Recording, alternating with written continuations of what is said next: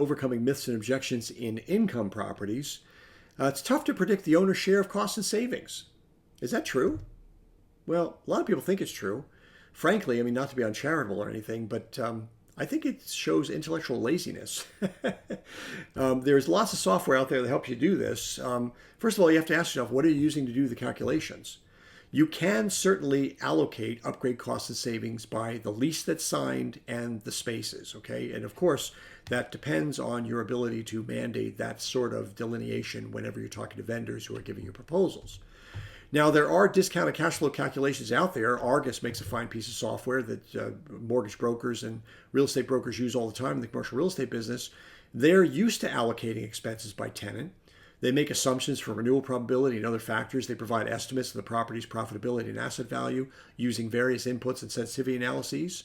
So the point is that the technology already exists to allocate the cost and savings between the landlord and other parties.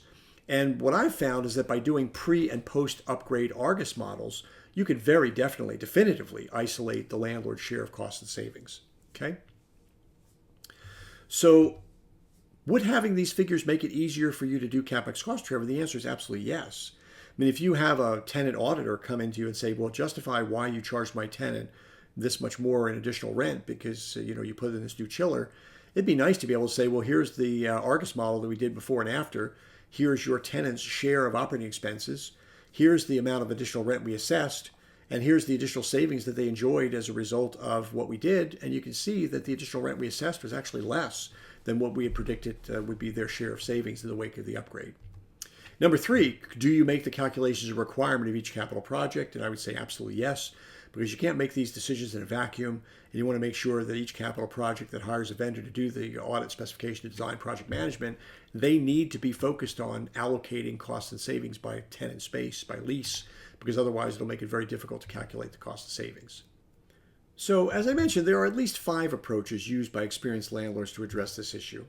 Some people say it's the right thing to do regardless of who benefits. I mean, reducing the carbon footprint of the building, reducing its operating expenses, making it more competitive, profitable, and valuable. It just is the right thing to do. Given the idiosyncrasies of lease accounting, the building owner will get some of the savings anyway, so we'll just let the chips fall where they may. We're passing through the cost of the improvements through the CapEx cost recovery clauses, so ultimately the tenant's going to pay for it all.